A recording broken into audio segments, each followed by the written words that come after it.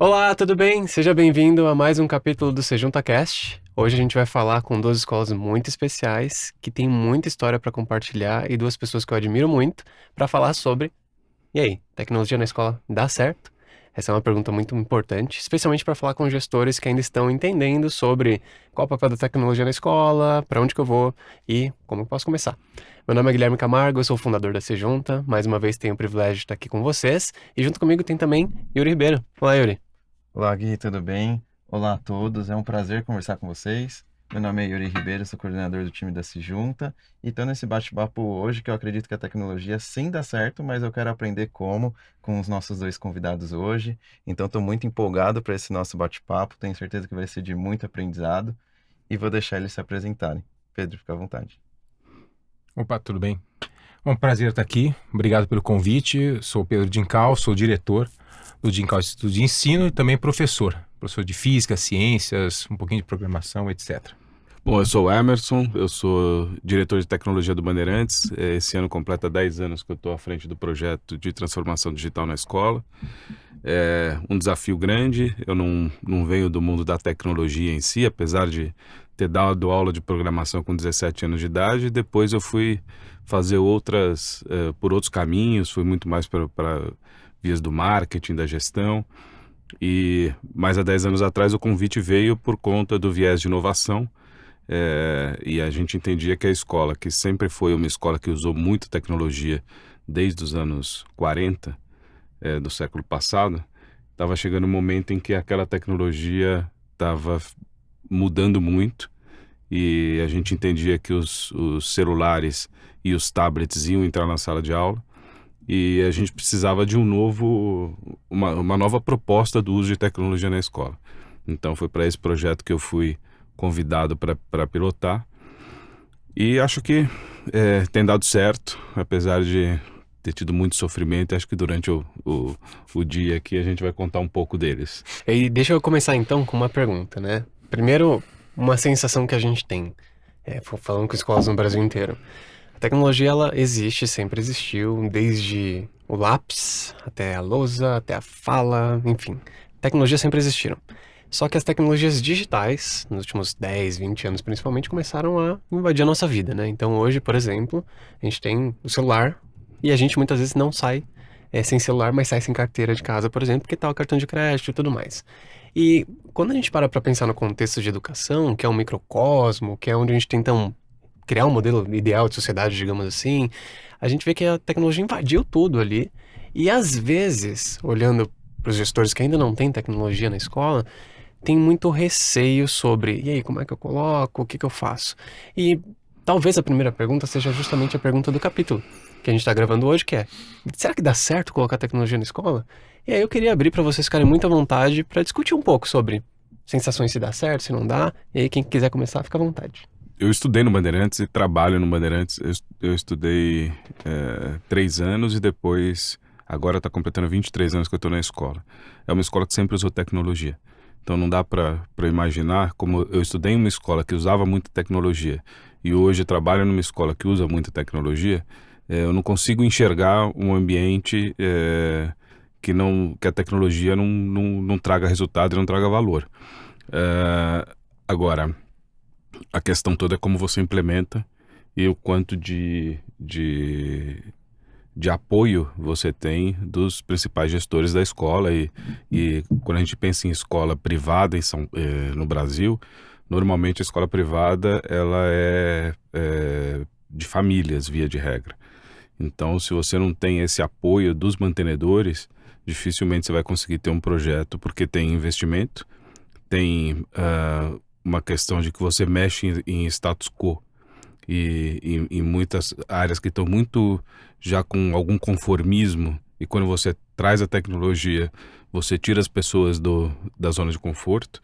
Então você vai ter que lidar com uma nova cultura organizacional, que não é simples. Você vai ter que colocar dinheiro, que não é simples. Eventualmente tem a resistência também de grupos, né? Sempre vai ter resistência de grupos, e aí tem uma dica já, que é assim, no momento de transição, o teu olhar não pode estar em quem está reclamando, tem que estar em quem está produzindo. quem está entendendo a proposta de tecnologia na escola. Via de regra, quem reclama é quem está sentindo dor. E quem está sentindo dor, normalmente, é porque não está querendo sair logo do lugar que está. Ele quer ficar naquela situação de comodidade. Se você põe o foco ali, dificilmente o projeto vai andar. Mas eu acho que o principal de tudo é você ter esse apoio político, inclusive, dos mantenedores para fazer esse processo. Porque não vai ser um coordenador de TE, nem um diretor de tecnologia que vai fazer essa mudança, essa transformação digital na escola. Porque a mudança é cultural dentro da escola. Ela não é simplesmente usar a tecnologia ou colocar um celular ou colocar um projetor, enfim. Eu também acho que ela tem muita relação com a visão da instituição para o futuro também, né? Dificilmente a gente brinca, né, que um professor, um gestor individualmente vai conseguir ter força suficiente para mudar toda a cultura de uma instituição. Então a gente sempre vê que é uma visão de longo prazo, que a escola decide colocar tecnologia pelas razões que seja. E ainda assim sempre tem essa insegurança, né, de como é que os grupos vão reagir, como é que a comunidade escolar vai reagir. E eu queria trazer o Pedro para a conversa também. Conta um pouquinho sobre, primeiro, a tua visão sobre se dá certo. A gente estava conversando mais cedo e eu acho que é legal. Não, olha, é uma pergunta difícil. Veja, eu não sei se dá certo. Porque, inclusive, o que o Emerson falou é perfeito. Vai depender da visão, né, principalmente da gestão da escola, certo? A gente sabe que teve um boom, né, de tecnologia. Hoje, dificilmente você encontra uma escola, sinceramente, que você pergunte para a escola e fale o seguinte: você está usando tecnologia? Todo mundo diz, sim, estou. Seja um tipo de tecnologia ou outro, ou só um acesso à internet, ou uma plataforma. Então, todo mundo, a princípio, está usando tecnologia, vamos colocar assim. Raramente, se só as escolas muito realmente precárias, ou realmente não tem condições nenhuma, estão zeradas em tecnologia hoje. Mas, se não tiver uma visão realmente, né, e eu diria até uma coisa estranha, mas tem que ter fé. O cara tem que acreditar. Realmente, a gestão, a direção tem que acreditar que aquilo lá pode realmente impactar o aprendizado do estudante, porque esse é o foco. O foco é qual é o impacto que essa tecnologia digital causa, né, vai ocasionar no aprendizado do estudante. Se você não acredita que isso daí realmente vai ter um impacto, realmente, você não vai direcionar corretamente o trabalho com seus professores. E se professor não perceber claramente que isso pode realmente melhorar o processo de ensino-aprendizagem, o professor não vai aderir, certo? Então, é um ambiente realmente extremamente complexo. Você lida diariamente lá. A gente quem lida com tecnologia, lida diretamente com isso. Então, pode ser que tenha escolas que estão realmente usando tecnologia, mas que essa tecnologia não impacte em absolutamente nada no aprendizado do aluno. Pode até atrapalhar. Dependendo da forma que você está utilizando, vira um fator de dispersão do aluno, vira algo extra classe, ou realmente que não está... Porque se não está impactando e não está atrapalhando o processo educacional, ok, mas o problema é quando começa a atrapalhar. Então essa pergunta, ela é interessante e é uma pergunta muito difícil de responder. Tá? Então, eu acredito. O Emerson acredita, o Bandeirantes acredita. Eu sei, a gente acompanha o trabalho deles, né? Então, aí você vê realmente um processo que você tem a gestão, você tem a direção apoiando, você tem a direção de TI apoiando. Então, aí você tem realmente um trabalho com os professores, né? Que realmente vai a linha de frente ali, né? E aí tem outro processo. Se você acredita nisso, você também vai convencer a sua comunidade, porque a comunidade tem que apoiar. Se a comunidade não apoia ou fica com questionamentos, é uma situação complicada. Tá, a gente sentiu, você falou um pouquinho da experiência, a gente sentiu isso. A gente começou com um projeto em 2007, 2008, um MacBook por aluno. O maior desafio nosso inicial foi, convencer os professores que isso ia dar certo, né? Mas principalmente a comunidade. E aí, pais e responsáveis, principalmente. Sim, o próprio aluno. Né? O aluno gostou, você entendeu? Poxa, eu vou receber um MacBook em 2008, né? Fantástico, né? Legal. Mas para você mostrar que isso daí não era um brinquedo, não era um... Que mesmo tem uma coisa, né, Pedro? Acho que você deve ter percebido isso lá. quando a gente fala dos alunos, muitas vezes eles também estão numa zona de conforto, em que quando você traz a tecnologia, você dá uma chacoalhada. E às vezes um grupo de alunos não quer fazer essa transição. Ele quer Sim. continuar utilizando aquelas ferramentas, aquelas tecnologias que você colocava antes. Quando esse grupo de alunos encontra aquele grupo de professores que estão na mesma zona de resistência, aí você tem uma questão na escola para você lidar, porque você tem, vai ser o pai que vai falar, vai ser o aluno que vai falar, vai ser o professor que vai falar.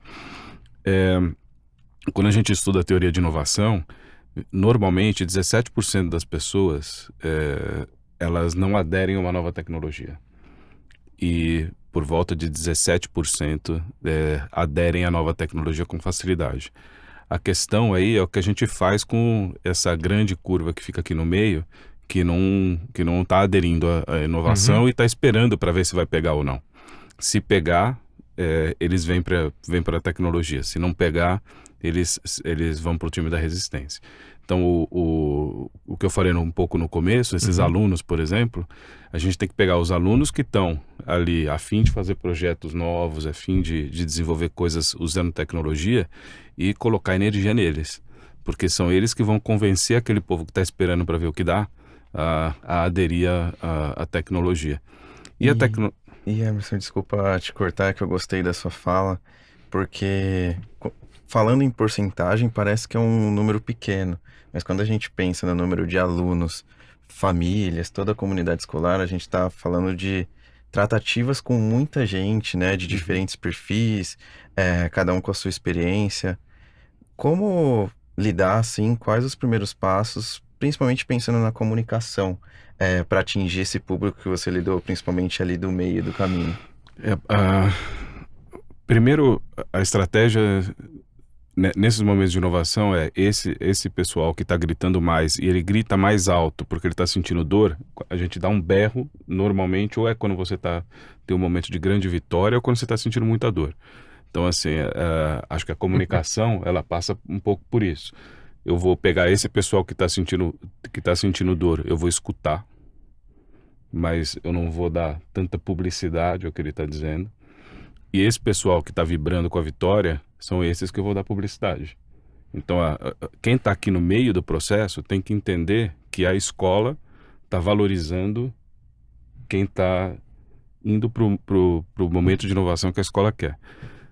Se a gente dá foco e fica gastando energia só em quem está reclamando, esse meio do caminho, essa maioria das pessoas, elas vão entender que a escola está dando mais ouvido para quem para quem não está apoiando a inovação. Então isso é muito delicado fazer isso, e eu aprendi isso no meio do caminho do processo no Bandeirantes. Eu tinha entrado em outubro de 2013, e os primeiros 6 meses foram... Os primeiros 2 anos foram terríveis. E os 6 meses iniciais, mais Só 2 terríveis anos, ainda. né? Eu dou risada porque geralmente o pessoal pensa, né? Sei lá, vou comprar 1000 dispositivos, eu vou colocar na minha sala de aula, pronto. Tá tudo certo, tá maravilhoso. Aí quando chegou em agosto, teve uma hora que eu falei assim, putz, não sei se eu vou conseguir. Porque mesmo dentro do time, você encontra pessoas porque a gente estava saindo de por exemplo, a gente tinha um laboratório de informática, que a gente chamava de laboratório multidisciplinar.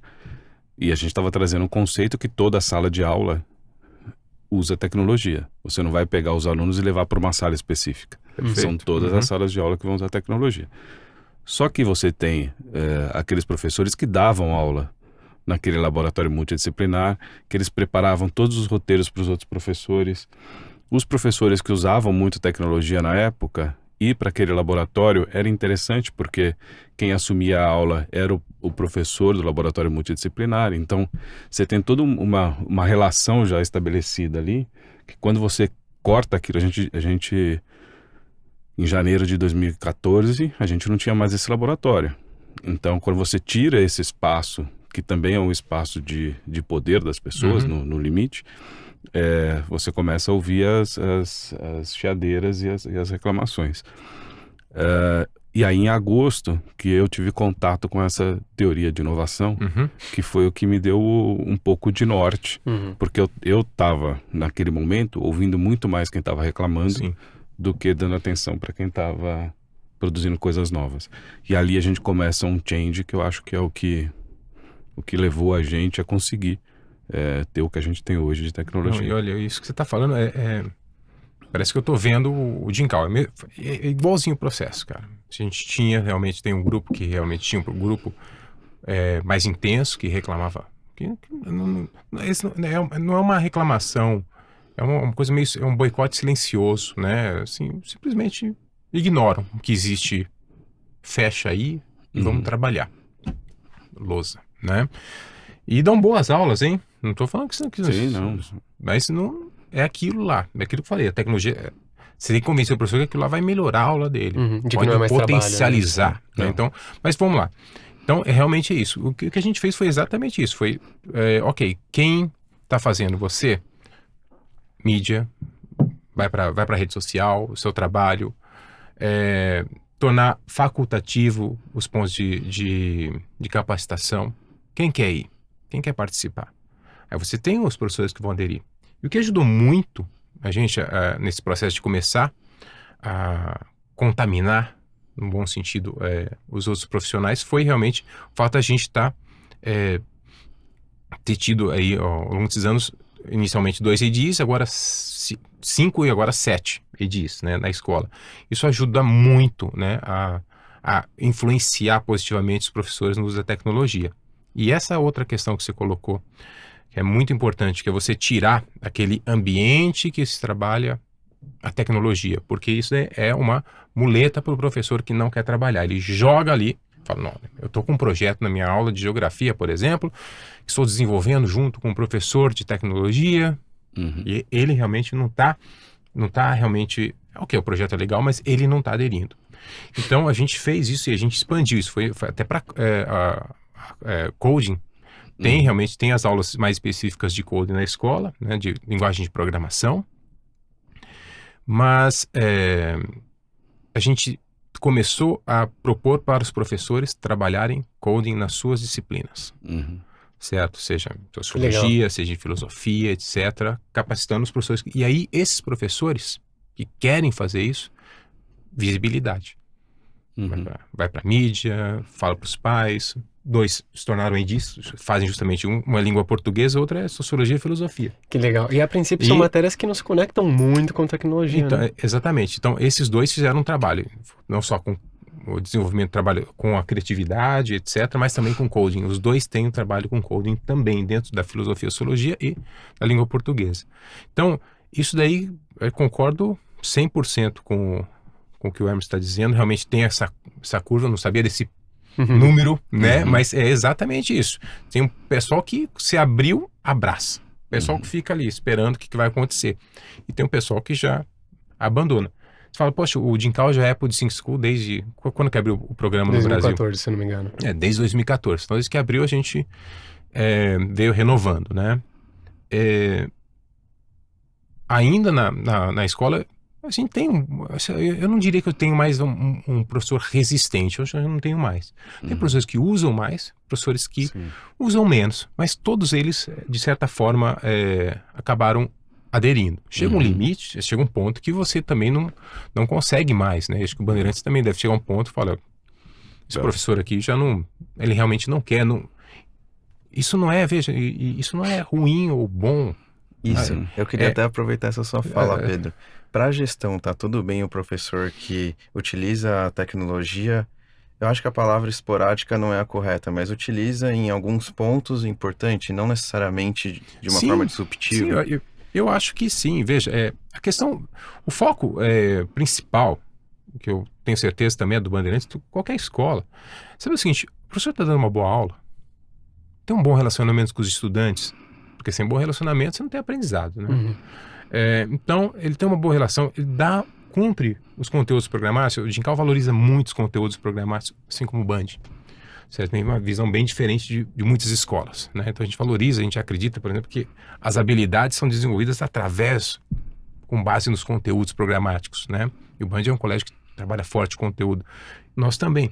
Então, se o professor está cumprindo isso, está transformando, está fazendo com que o aluno vá avançando, certo? Desenvolvendo as suas habilidades através do conteúdo, poxa, o cara pode até não usar a tecnologia, ele usa outras estratégias, e isso está impactando muito, certo? O estudante. Então, como eu estou dizendo, não é ruim, ou não é uma coisa boa usar a tecnologia, etc., para o professor. Então, é isso, ponto. Agora, se a escola oferece essa ferramenta, e se ela pode potencializar, e eu mostro o professor, e tem professores da mesma área que estão fazendo um trabalho legal, por que o professor não vai aderir? Certo? Então, o convencimento, né, principalmente ao professor, né, não pode ser um convencimento, você tem que fazer.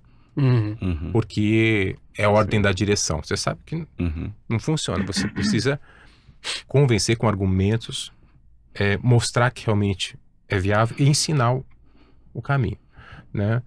E eu acho que não sei se eu respondi sua pergunta, né? Respondeu sim, porque é um caminho quase que mais reflexivo, entendendo ali o seu perfil da sua equipe, né? Não existe acredito que um caminho único, né? Até queria aproveitar e escutar o Emerson também, com base nessa sua experiência ali como gestão, como que vocês avaliam esse uso do professor, né? Se esse uso está cumprindo as expectativas do Bandeirantes, por exemplo. Hoje está. Assim, hoje, principalmente depois da pandemia e durante a pandemia, né? Eu acho que assim, um número que me chamou muito a atenção ano passado foi que a gente fez mais de 1.200.000 provas usando tecnologia. Isso durante o ano passado. Isso ajuda demais o professor na questão das correções da prova, facilita fazer corrigir as avaliações, facilita a publicação das notas, o que então você tira o professor de alguns trabalhos que são trabalhos mais operacionais e que na verdade o professor tem que estar mais preocupado com a aula ou com o aluno, e às vezes ele fica ali gastando muito tempo na operação. Então, quanto mais tecnologia conectado, mais você consegue tirar trabalhos que não são trabalhos que o professor precisaria fazer. Tem acho que tem dois cases que são emblemáticos para mim.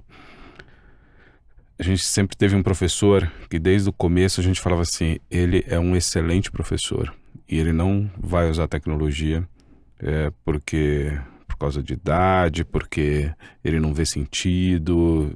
E aí a decisão da equipe de TE foi, não vamos pôr pressão, deixa ele dar a aula dele do jeito que ele quer, usar a tecnologia que ele quiser. É um excelente professor.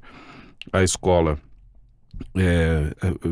eu acho que tecnologia ela tem que ser como um juiz de futebol, melhor quanto menos aparecer.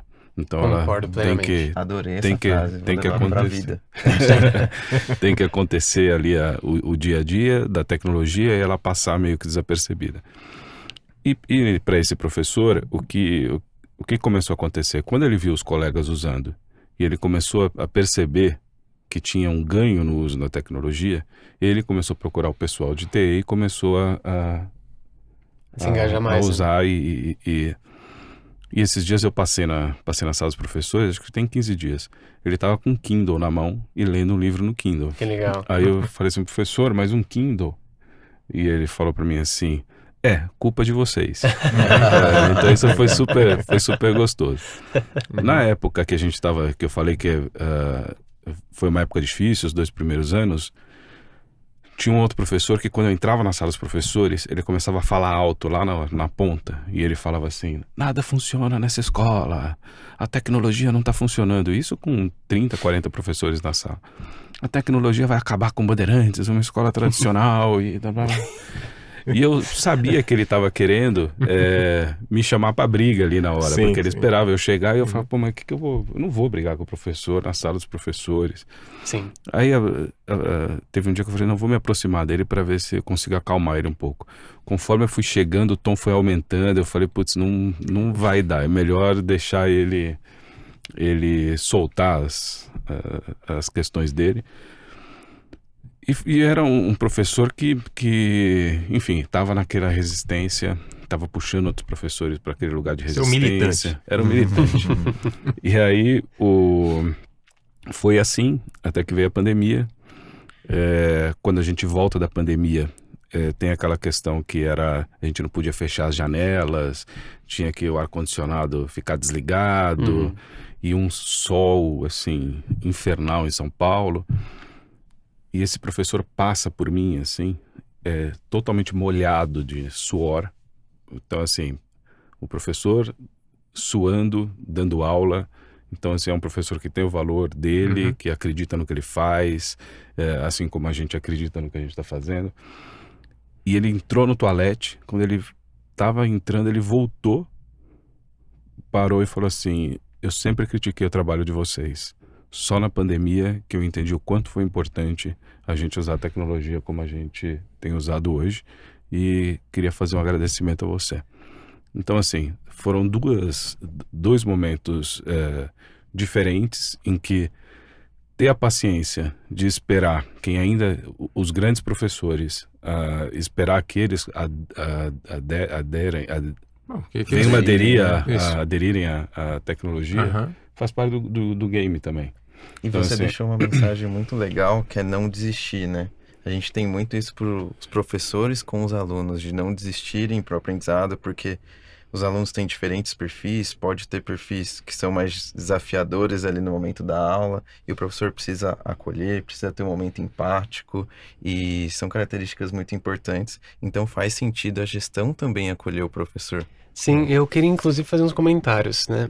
Eu acho que na fala do Emerson fica muito claro algumas coisas. A primeira delas é não só você acolher e respeitar, mas também ter um processo de empatia de cada um tem o seu próprio tempo, né? Sim. E aí eu vou até voltar um pouco na curva de difusão da inovação que o Emerson trouxe, porque é muito curioso você ver que, por exemplo, tem gente que quando lança o iPhone vai pra fila comprar. Então ele é super pioneiro, digamos assim, ele é vanguardista na compra de dispositivos móveis de tecnologia. E outra pessoa, às vezes, não. Lança o iPhone, ela compra quando estiver pifando, assim, né? Ela troca quando quebrou a tela, caiu na lama e não funciona mais. Mas aquela pessoa que não tem esse protagonismo de ser o pioneiro com tecnologia, talvez ela tenha, por exemplo, com moda, com carro. Então é muito engraçado ver como essa curva de inovação, ela muda de pessoa para pessoa e cada pessoa tem várias curvas em tópicos diferentes. E às vezes é entender... E aí, qual que é? Onde que você inova mais? Porque às vezes é em gastronomia, às vezes é em música, às vezes é em mobília. Por exemplo, eu adoro mobiliar a casa, né? E eu só não tenho tanto dinheiro quanto eu gostaria para mobiliar. Mas assim, adoro ir nas lojas e ver móveis. Mas em contrapartida, quando diz respeito a carro, nossa, eu troco carro quando ele pifar, assim, quebrou o carro, pegou fogo, aí eu troco. Mas tem gente que é o contrário, né? Não liga para móvel, não liga para roupa, mas liga para carro. Então eu gosto muito disso. E partindo disso, eu acho que a decisão é muito mais cultural também. E tirar o laboratório é uma decisão muito importante. Porque você tira a tecnologia de um local e você pulveriza ela na instituição inteira. E mais do que isso, a tecnologia tem que ser invisível. Porque tem muito professor que no início fala assim, eu vou dar uma aula de iPad. Assim, não, mas não é isso que a gente quer. A gente quer que você continue dando uma aula de história, matemática, geografia, português, e que use os recursos à sua disposição para transformar aquela experiência de aprendizagem em algo mais legal. E quando tira o laboratório, eu acho que fica evidente isso, de que, olha, a instituição está olhando para a tecnologia fluindo em todos os aspectos. Eu acho que tem uma questão importante e interessante no que você está dizendo, que acho que todos nós passamos por uma fase, vocês são mais novos, não sei se vocês pegaram isso, mas assim, o computador pessoal, pensado pelo Bill Gates e pelo Steve Jobs, ele era uma máquina de mesa. E ele era uma máquina de lugar. Então, se você queria usar a tecnologia, você tinha que se dirigir ao lugar. Então, eu tinha o computador da minha casa e eu tinha o computador do meu escritório. Quando aparece essa maquininha aqui, o computador ele vai para o bolso. Então, você não tem mais máquina de lugares, você tem máquina de pessoas. Essa é a grande revolução que acontece a partir de 2007, 2008, com a chegada de smartphones e de rede Wi-Fi e 5G, 4G. Porque as máquinas deixam de simplesmente computar dados para também conectar pessoas. E é nessa conexão e de uma criação de vida em rede que começam a surgir todas as transformações que têm surgido. Então, é muito importante a gente perceber isso, porque se a gente continuar com computadores de lugares e não computadores de pessoas, a gente está falando do século passado ainda. Sim. Então, Sim. tirar esses lugares de uso de máquina é importante, inclusive, para a gente estar alinhado com a vida que os nossos alunos vivem fora da sala de aula. Eu Senão- concordo plenamente, plenamente. Inclusive, eu quero chamar o Pedro para conversa, e aí fica muito claro para mim que a tecnologia dá certo ou não é uma relação de perspectiva, de intencionalidade, de visão de longo prazo. Mas eu me pego pensando com tudo isso que a gente está conversando até agora, quais são os sinais que quando a gente vê, a gente conclui, poxa, começou a dar certo, ou está dando certo, ou ainda, tá dando errado, preciso repensar. Olha, eu acho que a gente começou a perceber lá na escola que começou a dar certo quando quando a gente começou a ver realmente uma produção do estudante. O aluno produzindo, não sendo um usuário. Consumidor, né? Não é um usuário de um aplicativo, ele usando a tecnologia para ele criar, para ele produzir, né? Que hoje, inclusive, é o foco que ele usa, ele pode compreender melhor através de um aplicativo, etc. Mas sempre o foco é o que ele está usando para produzir.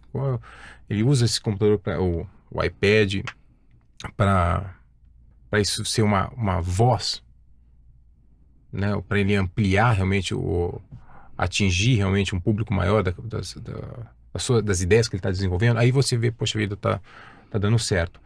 E isso daí tem que impactar também, né, no aprendizado do aluno. O aluno tá aprendendo mais. Vamos lá, infelizmente uma das poucas formas objetivos que a gente tem é a nota. A nota melhorou? O desempenho acadêmico dele melhorou, né, com relação ao uso da tecnologia? A gente começa a ver, poxa vida, tá nesse sentido, tá dando certo. Mas também tem o quê? O envolvimento do estudante, né? Ele tá gostando da aula? Porque a gente precisa avaliar isso, tem que avaliar o quê? O desempenho acadêmico, mas o aluno tá feliz? Tá legal? E essa é uma pergunta Né? que dificilmente as escolas fazem, né? Você precisa verificar, o aluno tá gostando dessa experiência? Ou é uma experiência que tá estressando o aluno? Uhum. Porque isso daí é um outro ponto. Aí nós estamos chegando no outro extremo. Porque uma coisa é você ter um uso da tecnologia, vai um pequeno na escola. Outra coisa é quando você vai atingindo um uso grande da escola, né? Isso eu já até conversei trocando uma ideia com o Antônio da Apple, tal, a gente conversando e falando assim, chega um momento e a gente, não sei se felizmente ou infelizmente, está chegando um momento que às vezes eu tenho que pedir para os professores, vamos segurar um pouco, porque está dando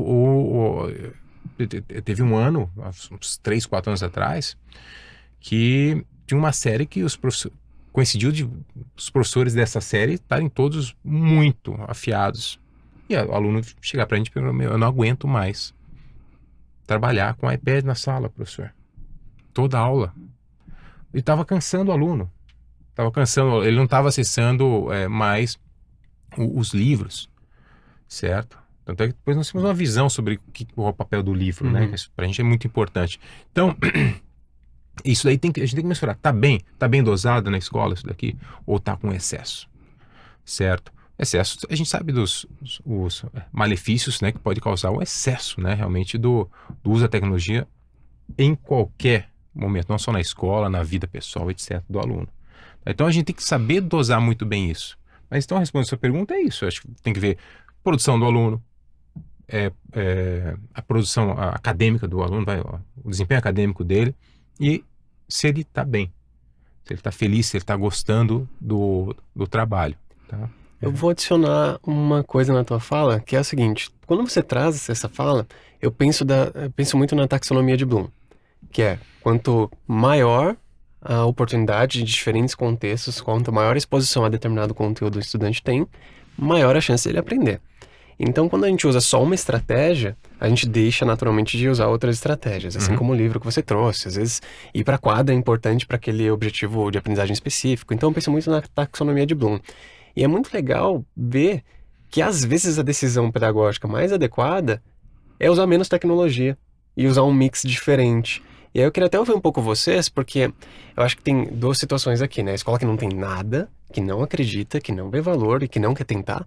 E tem escola que quer tentar tudo e quer estar sempre na frente, quer fazer primeiro e às vezes peca pelo excesso. E os excessos, como você bem trouxe, de tecnologia e quaisquer outros excessos que sejam, fazem mal pra gente, em diferentes contextos. Então como é que a gente aprende a dosar direito? Porque às vezes quando a gente tá tentando, a gente tá tão engajado que a gente fala, vou fazer de tudo, e aí vou colocar todos os aplicativos, vou usar 100 aplicativos.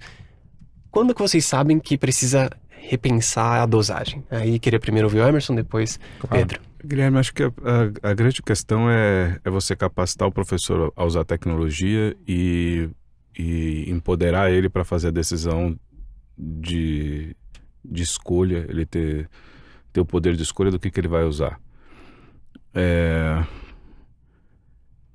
No limite, assim, a escola é o professor do ponto de vista de metodologia de aprendizagem e o foco tá no aluno. A metodologia pedagógica que o professor vai usar, se é com mais tecnologia ou menos tecnologia, acho que a escola ela dá um norte, mas a gente tem no Bandeirantes a gente acredita muito nessa autonomia do professor na criação da aula dele. O professor eu normalmente comparo com um artista. O professor é alguém que ele tem a aula dele própria, que tem que estar ali embasado dentro do processo, dentro da proposta pedagógica da escola, dentro da política pedagógica da escola, mas a aula dele é a aula dele. Se a gente não deixar com que o professor leve essa característica dele de uma questão mais sensível, dele perceber se aquela ferramenta naquela turma. Porque às vezes, o Bandeirantes, por exemplo, no primeiro ano do médio, são 12 turmas. Às vezes numa turma vai funcionar de um jeito, em outra turma vai funcionar de outro. E quem tem que ter essa sensibilidade, o humano que está à frente da tecnologia, para ter a sensibilidade de ver o que vai funcionar, é o professor. Então, eu acho que a grande questão para nós é mostrar as possibilidades de tecnologia, como a equipe de tecnologia educacional lidera a parte de tecnologia na escola. Nosso papel é mostrar o que a tecnologia pode fazer e entregar isso como mais uma ferramenta para o professor. Legal. E o professor utilizar aquilo que ele achar que é o ideal. A gente faz algumas provocações que eu acho que são importantes. Em 2019, a gente começou a ver alunos chegando com caneta para usar o iPad. E aí alguns professores apoiavam e alguns professores não apoiavam. Eu me lembro de ver placas de professor de matemática falando calculadora na escola não. Exatamente.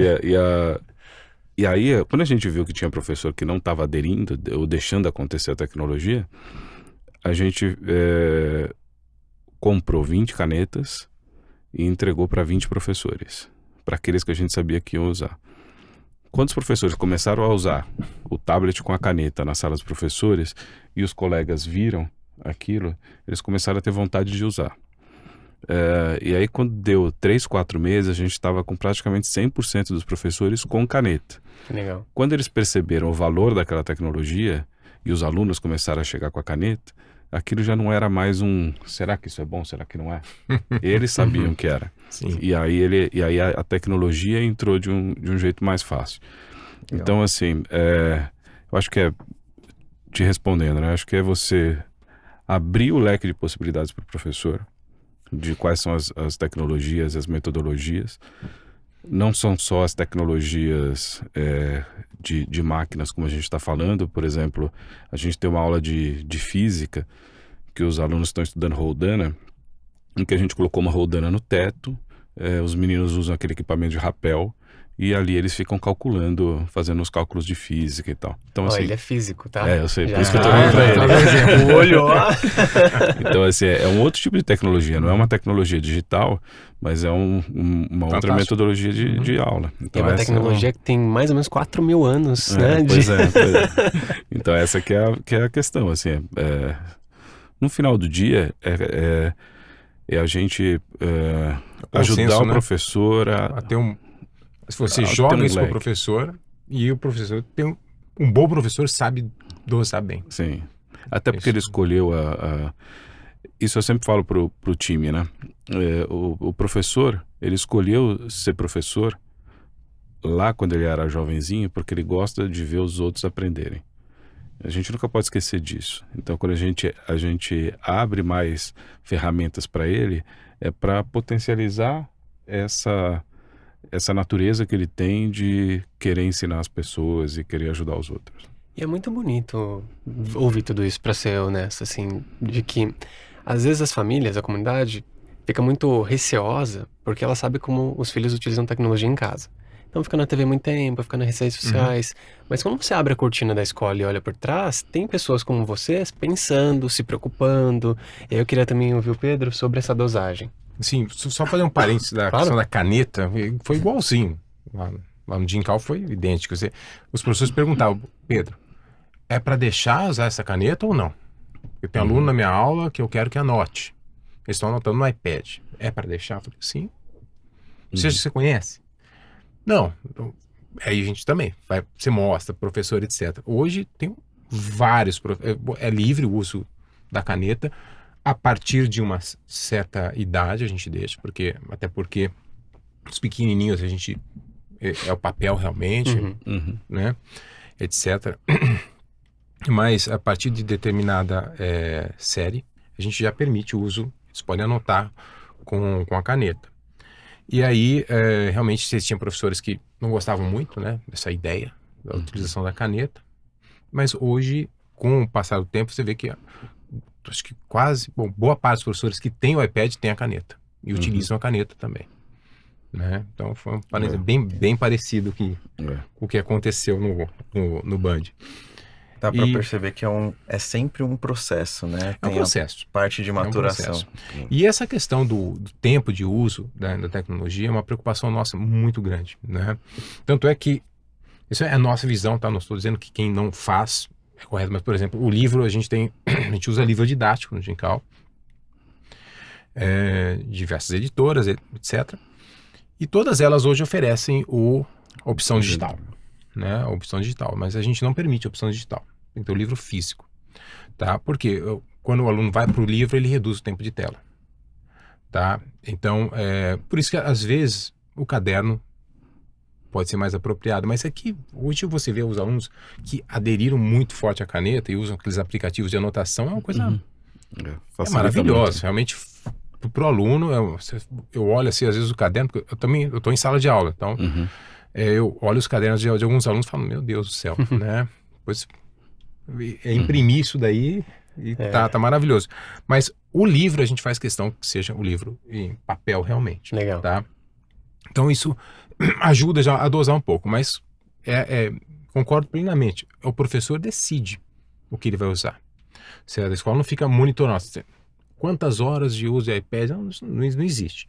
O problema é quando, como naquela série que eu falei que eu peguei vários professores que estavam começando, aquele entusiasmo inicial com a tecnologia, que ele quer usar toda hora a tecnologia. Aí culminou nessa sala, né, uns 3, 4 anos atrás, de ter realmente um número muito grande de professores usando quase que diariamente. Os alunos realmente, eu nunca pensei que fosse ouvir isso. Eu não quero mais, não aguento mais, tá? A gente começou a repensar. É inusitado, né? É inusitado, porque e aconteceu. Agora, hoje você percebe que tem uma dosagem. Hoje, principalmente os professores, eles concentram o uso da tecnologia mais quando o aluno vai produzir, né? Então, ou mesmo quando ele desenvolve projetos, né? Um projeto que utilize isso, que vai utilizar várias tecnologias simultâneas, etc. Aí realmente o professor concentra mais no trabalho, né? Tá? Então, mais nos projetos, etc. Tá? Então hoje está muito bem equilibrado, mas novamente, como você falou, tá perfeito, porque realmente tem que deixar o professor decidir. Sim. Né? E queria trazer, né? A gente chegou numa parte importante do nosso podcast, que é pedir o like. Então, quem estiver assistindo com a gente, por favor, não deixe de colocar o like no nosso podcast. É sempre muito importante receber essa opinião de vocês. Tô vendo, inclusive, Gui, que a gente está recebendo já algumas perguntas aqui no chat, a nossa famosa pergunta surpresa que vai chegar no final. Então, quem acompanhar até o final, fique aí, que vão ter perguntas muito bacanas. E aproveitando a fala do Pedro, eu gostei muito porque me parece que no dia a dia a gente consegue ver de formas qualitativas esse resultado da adoção da tecnologia. Então, é uma produção diferenciada, um projeto único que o aluno faz, uma anotação que você consegue observar o quanto que ele está aprendendo. E queria agora trazer uma pergunta para vocês de como que a gente consegue mensurar esse sucesso da adoção da tecnologia, igual vocês citaram exemplos, né, de quanto foi a mais ou a menos do uso da tecnologia, de uma forma quantitativa. Vocês conseguem enxergar exemplos de como a gente consegue identificar de uma forma quantitativa se o uso da tecnologia está correto para vocês? Olha, acho que dá pra gente olhar por dois pontos, né? O primeiro é o quanto que ela está disseminada na escola, isso é sinal de que ela foi mais aceita ou menos aceita. Então, quanto mais as pessoas estiverem usando, sinal de que ela está sendo mais aceita. Se o resultado está vindo bem ou não, como o Pedro falou há tempos atrás ali, a escola, o grande medidor da escola é a nota e as avaliações, né? O que a gente percebeu no Bandeirantes é que se a gente olhar para a curva de distribuição de notas, você tem uma curva que ela andou um ponto a mais. Praticamente em muitas das disciplinas, não em todas, mas em muitas delas. Então, com esse olhar entendendo que os professores mantêm o nível da prova com sarrafo alto, entendendo que não tem uma diferença tão grande na avaliação. E também uma coisa que os professores às vezes usam de termo, que é falar assim, não, você tem uma safra de alunos. Eu não concordo muito com esse termo, mas enfim. Mas mesmo tirando esse viés, porque você pode comparar várias séries de alunos diferentes, em anos diferentes, então você consegue olhar para as notas mesmo e ver o quanto que teve de deslocamento nesse. E o Band observou, né, um crescimento. Sim, e foi isso que, inclusive, no relatório da Apple, isso foi uma das pontas. Sim. A gente... Não, olha, e eu respondo, é idêntico. Essa é uma das formas. A gente faz uma análise estatística também, em geral. Você percebe que há um movimento realmente no crescimento. Sempre tomando cuidado que o nível da prova foi mais... Não foi. Diminuiu o volume de conteúdo, foi substituído por um uso da tecnologia, eles ficaram no GarageBand há muito tempo lá, e aí, não, a aula foi dada, o conteúdo foi cumprido, etc. A prova foi dada num bom nível, foi. E aí você percebe que a gente deve estar associando o quê? Veja, isso não é lei, é uma tendência, a gente estamos aqui vendo o que está acontecendo com a tecnologia, observando. E a gente percebe que houve o quê? Um crescimento. A que se atribui isso? Eu acho que é um envolvimento maior do aluno. Ele pode estar se envolvendo mais. Tem um dado interessante, vocês têm muitos dados lá, seria interessante que a gente fez lá no Dincal. Eu não tenho muitos dados. É uma tendência interessante. A gente está conseguindo mensurar o número vamos fazer uma estimativa pelo planejamento do professor. Qual é o número de aulas de tecnologia, que ele vai usar tecnologia. E vendo mais ou menos o seguinte, qual o número de aulas que ele usa tecnologia, qual o desempenho da turma. Para ver se tinha uma relação entre quanto mais tecnologia, maior vamos colocar a nota do aluno, melhor o desempenho acadêmico. A gente fez isso com alguns dados, deu uma tendência de sim, certo? Mas aí vem o problema, aí vem o questionamento. Será que isso tem um limite? Será que a partir de um ponto o uso da tecnologia Um excesso não vai conseguir, não vai causar mais impacto, ou vamos colocar, ou isso tem um limite, ou isso daí começa até a ter um revés, né? Então, a gente está nesse campo, é um pouco experimental isso. A gente percebe o seguinte, sucesso, né? A gente percebe pela satisfação do aluno. O aluno está feliz. Primeira coisa, a família está feliz, está satisfeita com a escola. Que é isso, né? A família quer um aluno que saiba... resumindo, no final do terceiro ano, a família quer um aluno bem formado. Certo? O aluno tem que estar bem formado, seguro. Amadureceu, cresceu, aprendeu a estudar.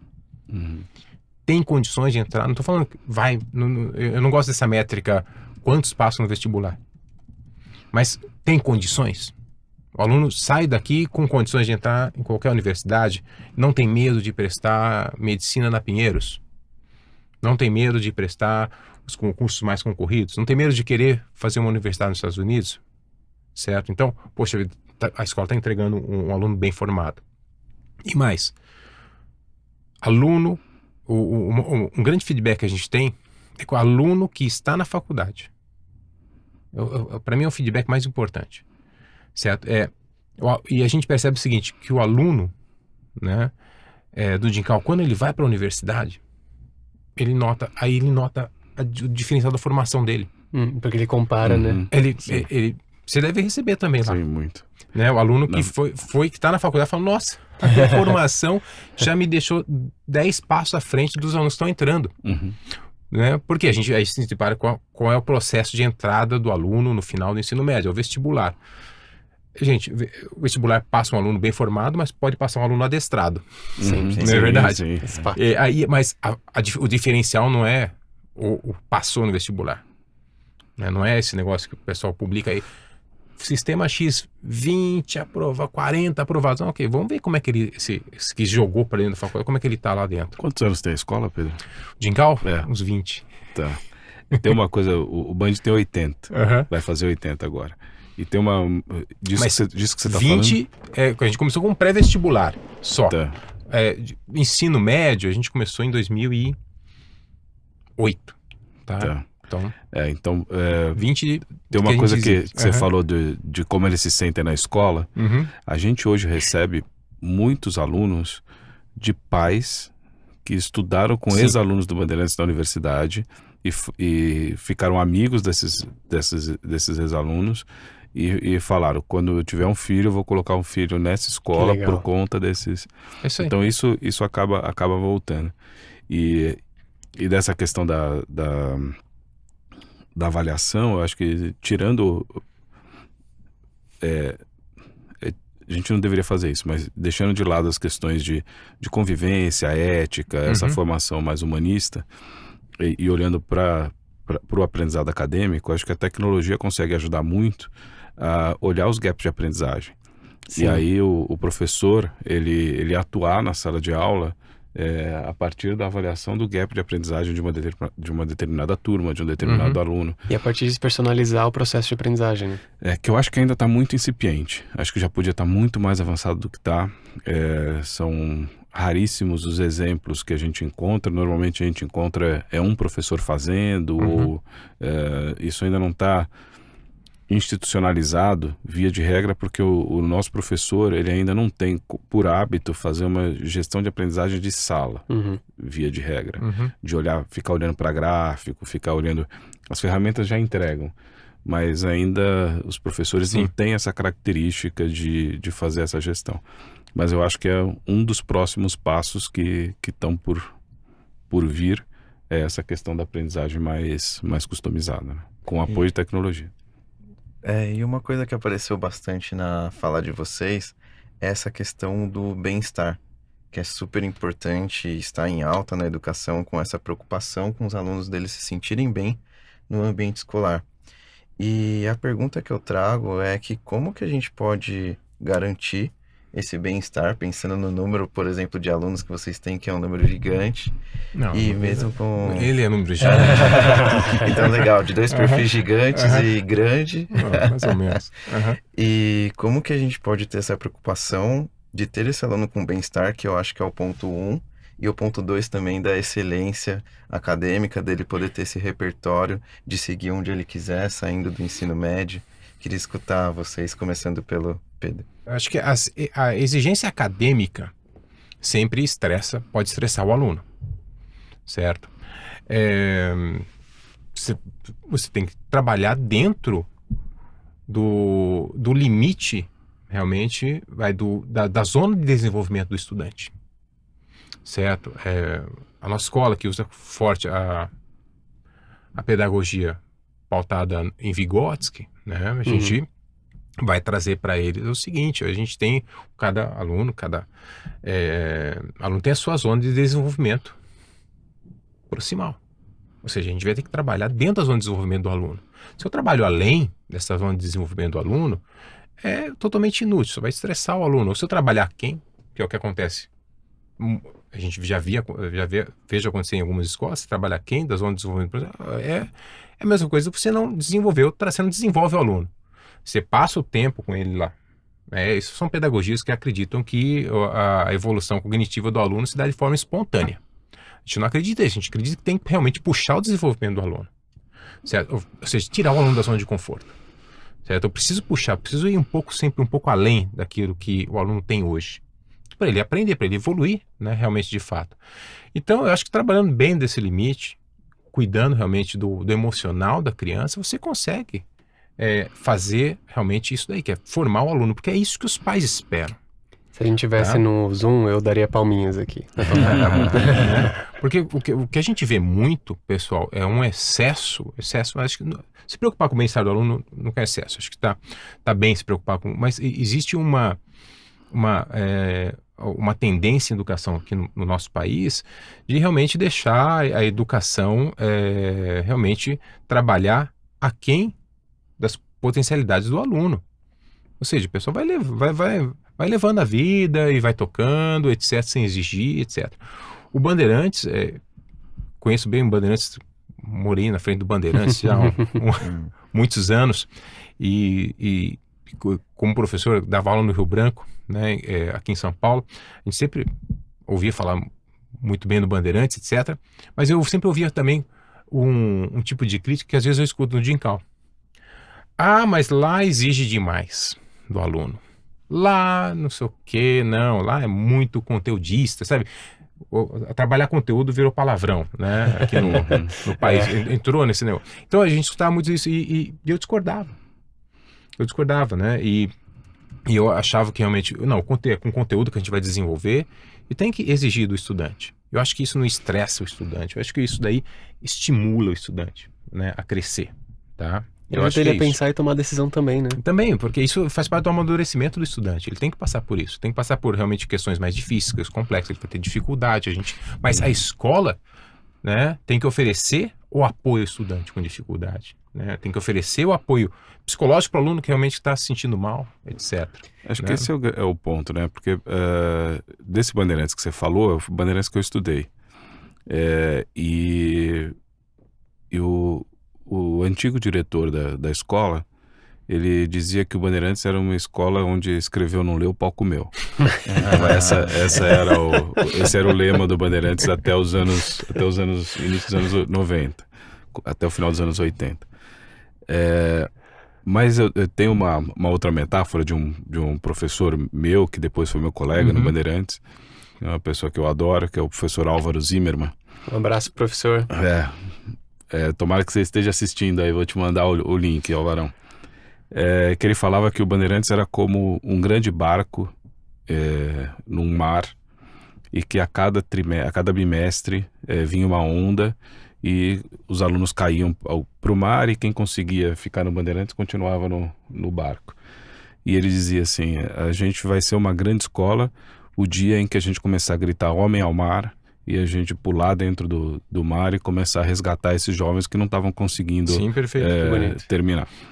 E desde então, né, dos anos 90, já na gestão do Mauro Aguiar, que é o nosso presidente, a gente mantém a excelência como um dos valores da escola, mas a gente começa a ter um olhar para o aluno, que é um olhar de uma educação mais integral.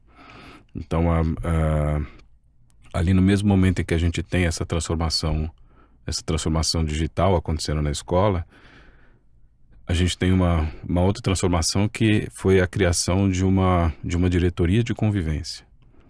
Porque o que a gente entendia é que a gente também precisava começar a olhar com mais força e sinalizar para a escola o quanto que era importante olhar para o desenvolvimento emocional dos alunos.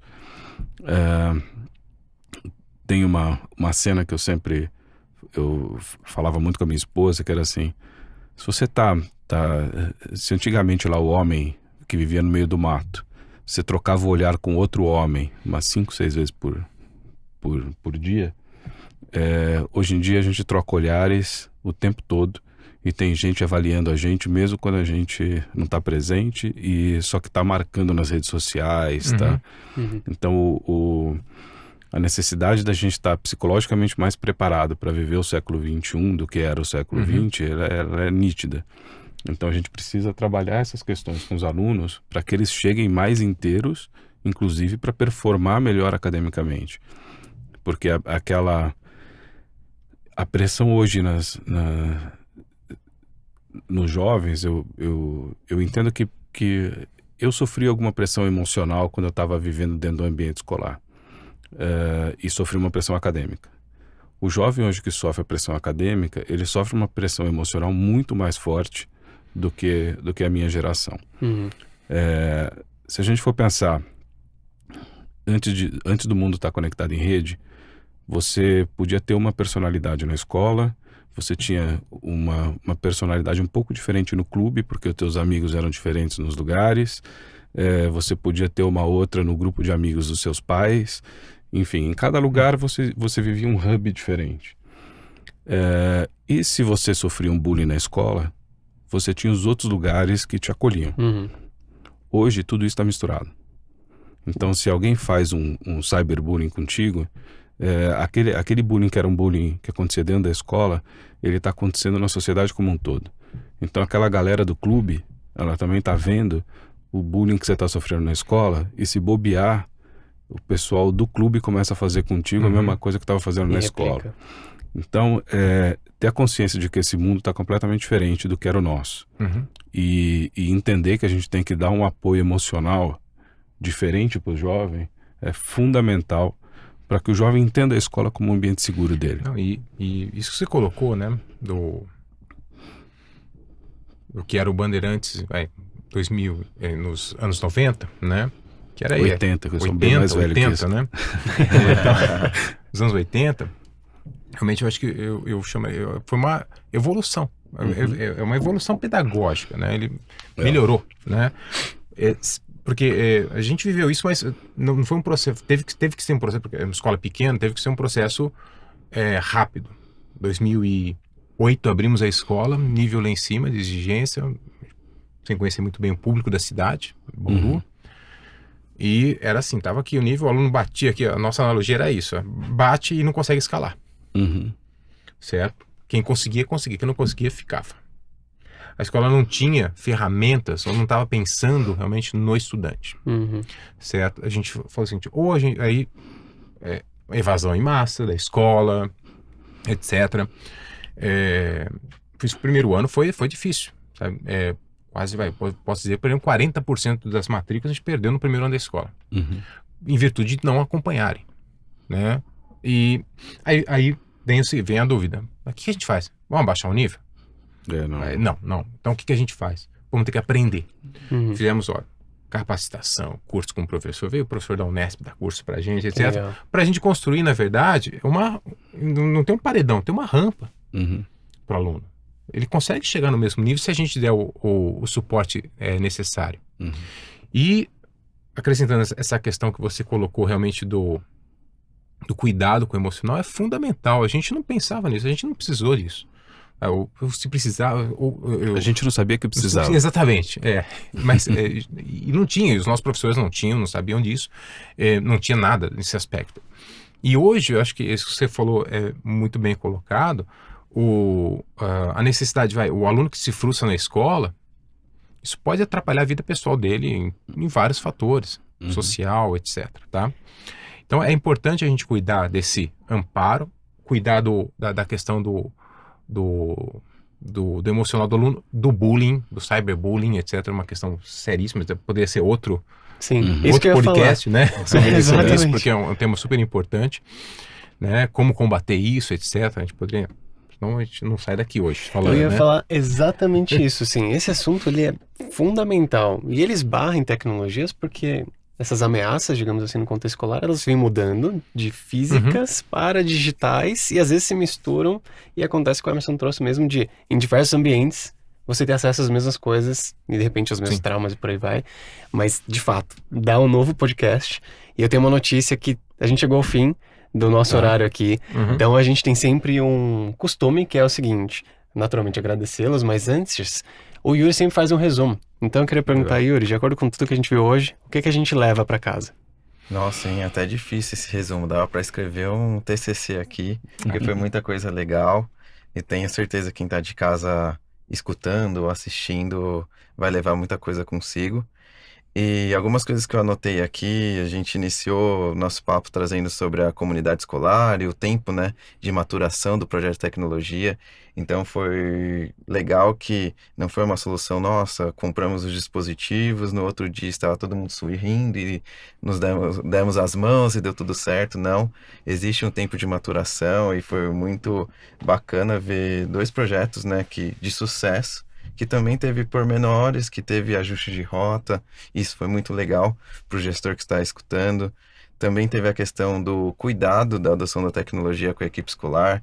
Então, entender que não só os alunos, mas também os professores, as famílias, têm tempos diferentes. Tem famílias que vai ter que conversar 1, 2, 3 vezes. Precisa acolher essa família, escutar essa família, mas também dar foco a quem está utilizando com excelência, quem está te dando força.